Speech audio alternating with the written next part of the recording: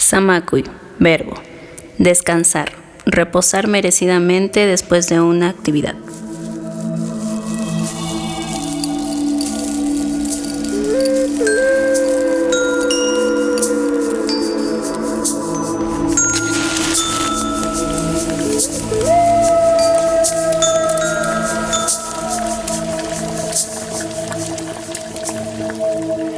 Mi camino espiritual empezó hace casi 7 años.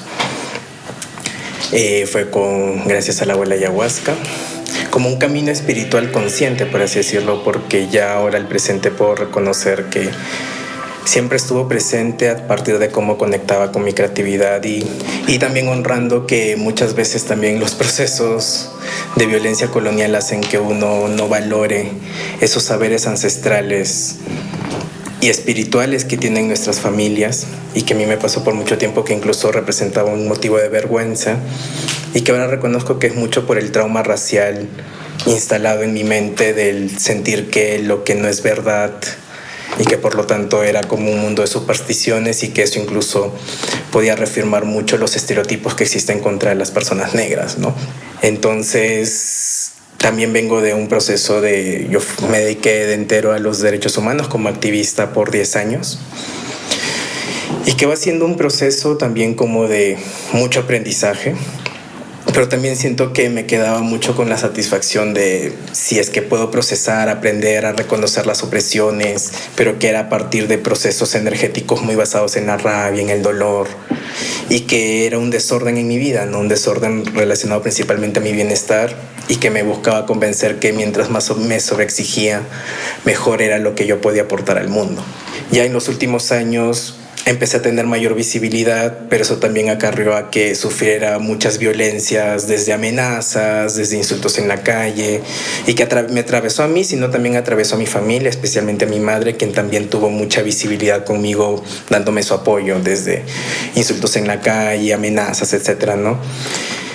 Y ahí ya empecé también ya más con una disciplina más fuerte en mi práctica espiritual, y ya luego de un proceso también que trascendió mi madre, me vine a vivir a Cusco y habité la medicina, el ermitaño. Fue como poder entregarme plenamente a confiar en aquello que no puedo comprender, y que por lo tanto ese proceso de reconstruir mi fe, mi espiritualidad, ha sido a partir de vivir experiencias con distintas prácticas espirituales, y que a partir de ello ha sido como poder reactivar esa memoria ancestral y cómo puedo vivir en colectividad mi servicio sin sentirme amenazado.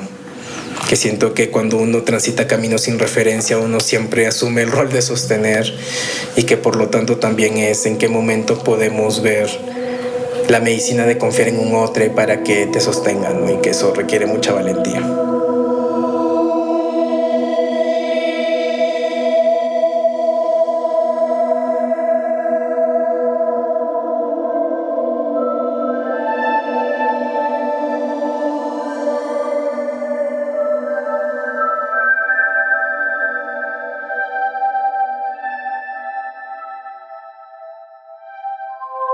En esta posibilidad que he tenido de acompañar personas, he reconocido como una relación muy cercana con el dolor, ¿no?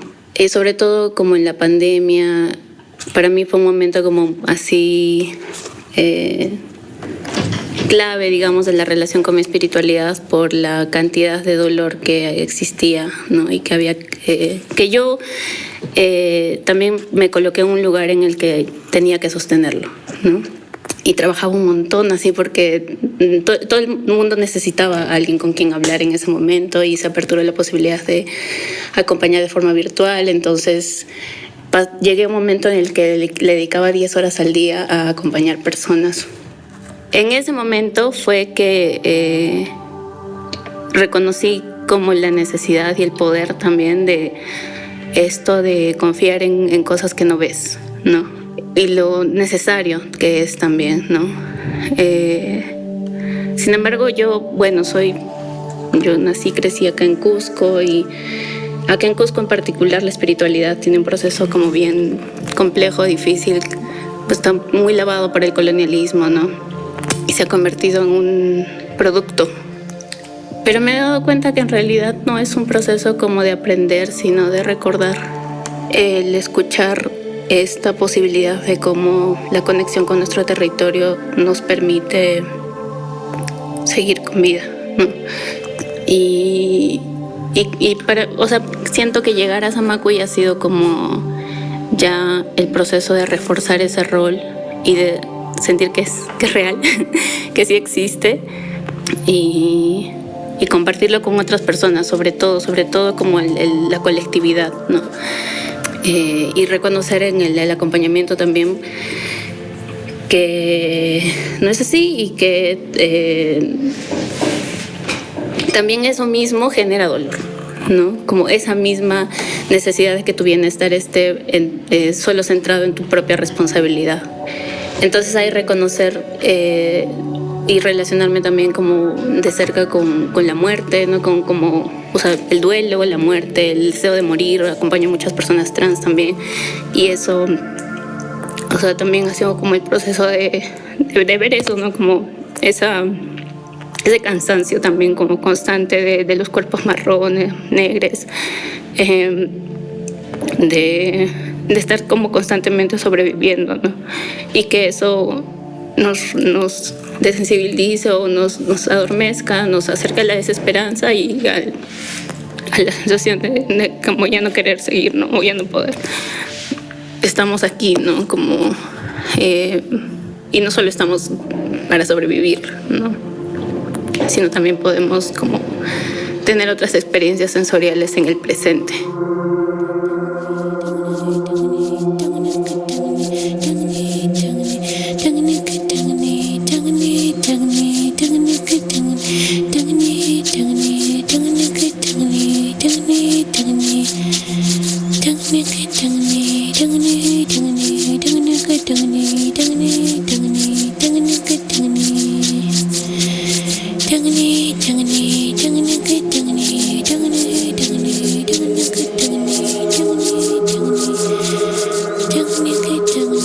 Bueno, yo vengo de un proceso de muchos años, una búsqueda espiritual que me ha permitido igual estar y participar y ser de diferentes colectivos sociales, políticos, musicales, religiosos.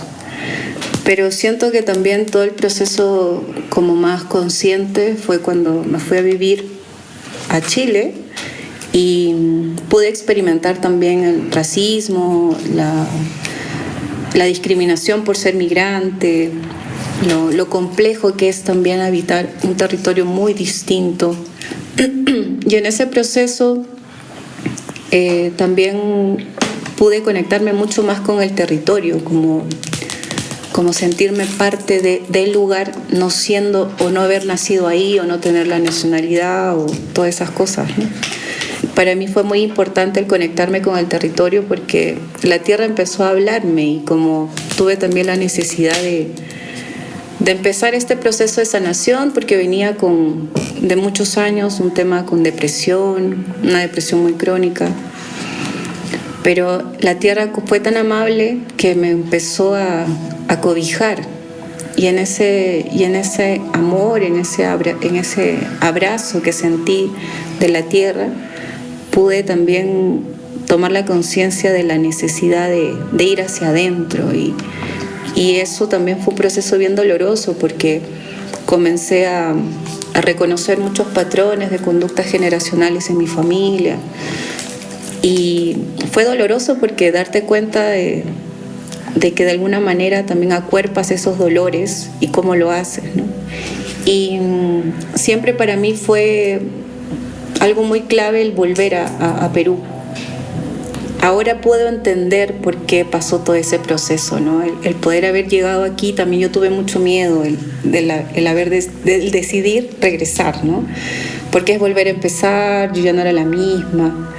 Y en todo ese proceso me ha permitido poder fortalecer más lo que soy desde la paciencia, desde el respeto, desde la calma también y desde el disfrute, ¿no?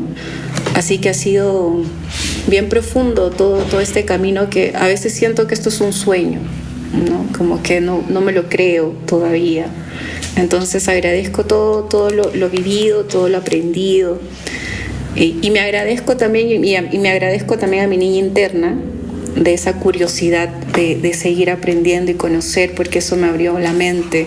Ahora estoy tomando esta conciencia de que cada paso que estoy dando es un paso firme, un paso consciente y un paso que también va dejando una semilla, ¿no?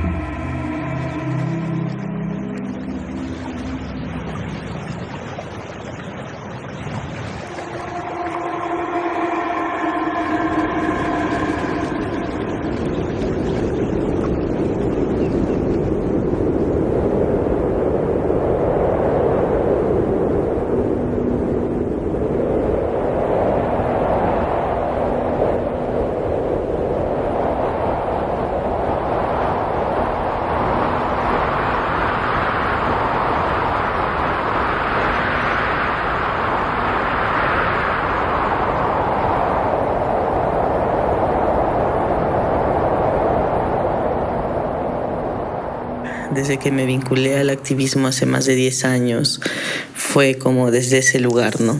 De heroicidad, ¿no? De darlo todo por el cambio social, por la lucha.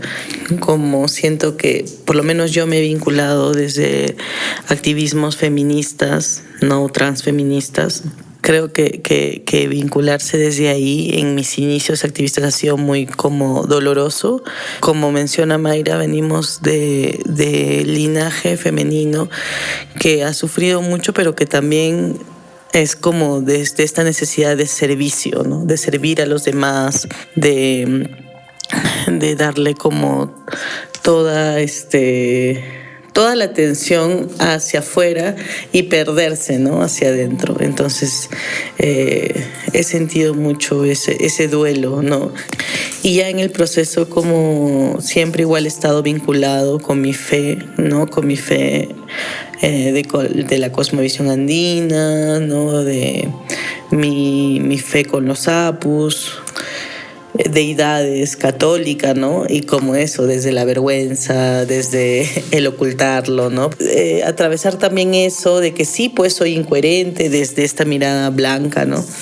Hay una idea o una promesa con la lucha social que siento que yo misma me he hecho, de que esta promesa para siempre, ¿no? De luchar por las mujeres, ¿no? Por mis ancestras, ¿no? Por la dignidad de nuestras comunidades y todo eso. Y como es una forma muy colonial de atarnos, ¿no? A no permitirnos como la transformación continua. Pero siento que estos espacios de preguntarnos, reflexionar, me hace a mí como soltar ese peso, ¿no? Y me parece muy, muy emotivo también que nos hayamos encontrado en procesos de alguna manera similares, ¿no? Y también es esta pregunta siempre de, ay, ¿quién me cuida a mí, no? Y es como que, pero también porque como poner las expectativas en nosotros, ¿no? Entonces, sí, ha sido muy complejo. Muchos miedos, yo sí siento así como mucho miedo todavía y estoy atravesando como eso, ese transitar. Y creo que uno de mis sueños es como para las nuevas infancias, ¿no? Para las nuevas generaciones. Si quieren involucrarse en temas de activismo, sea menos doloroso, ¿no? O un poquito menos, ¿no? O eso, que también encuentren una referencia de seres que también nos hemos estado replanteando estas cosas, ¿no?